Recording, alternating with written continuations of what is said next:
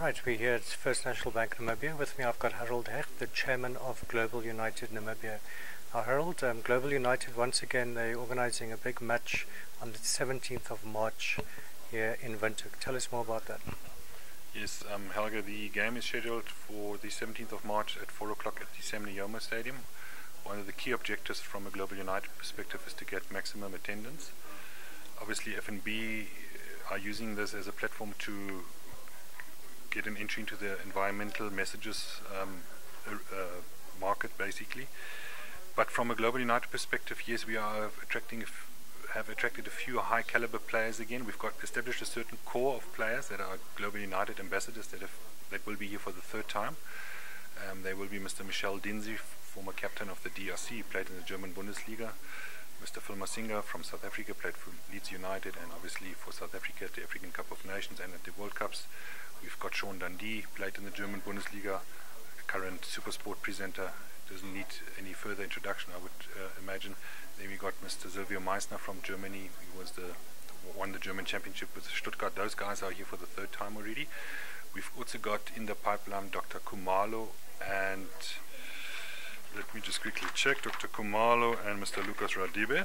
And then two former national players from Ghana have confirmed, Mr. Jo Preko and Samuel Johnson. From Germany we've got four former national players by the names of Michael Schulz, Olaf Marschall, Kalle Flipsen and Jörg Alberts that have also confirmed, and there are quite a few in the pipeline still. What is noteworthy is that the current manager of Stuttgart, Mr. Freddy Bobic, will be flying in for 2 days only, and he will attend the Desert Kick near Swakopmund in the amphitheater, and he will have to be back in Germany on the Saturday when his team plays in the Bundesliga. So he will not be part of the team on the 17th, but he will be part of the delegation that goes to Swakopmund. Right, and they'll be playing against a Namibian invitation team, I gather the class of 98.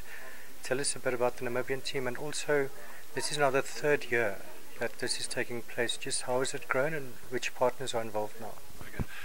The FNB Legends team is being organized by the FNB ambassador, Mr. Lolo Gorosep, who is also one of the trustees of Global United in Namibia, and he's basically linking up his former teammates of the class of 98. Bimo Chihero, Orlando Harasep, Daiga Josep, Mohamed Osep, Congo and Joe. Okay, but we've also got a few more spectacular names taking part, artists like Gaza and The Dog. They will, and Frank Fredericks, the former athlete who needs no further introduction, they will try and add to the hype of the game. Sponsor wise, we're very grateful to have FNB on board as title sponsor. They came on board at short notice last year already at a much smaller scale. They are now the title sponsor, but will probably also remain for another 2 to 3 years. We want to take this project to further and greater heights. We want to move to Swakopmund potentially next year, and then maybe to another location in 2014.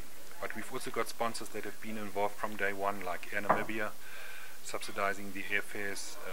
The Hilton Hotel is now also involved. We've got Number Mills through the Top Score brand. We've got Price Waterhouse. We've got Orongo Cement, which is also encouraging. They were the title sponsors last year in Otavi, but they're back on board again. So we are really getting a nice team of sponsors together. Right, and this project, it's mainly aimed at raising awareness on climate change. How are you getting the message across, and what projects have you got in that regard? Well, environmental change, climate change is a big word in Namibia, and we've decided to place the emphasis on environmental education for the time being. This is why the schools are involved, where there's 10 recycling stations through the generous support of FNB have been made available, where the schools can basically make money by the more they recycle, the more the money they will make. It's actually a win-win situation. The other one is we are taking a game to these very sensitive areas of Namibia, being the dunes in Swakopmund, which is very interesting to the German and the European media contingent that is coming next week Tuesday. Yes, and I think we are starting to showcase Namibia as a destination that is eco-sensitive.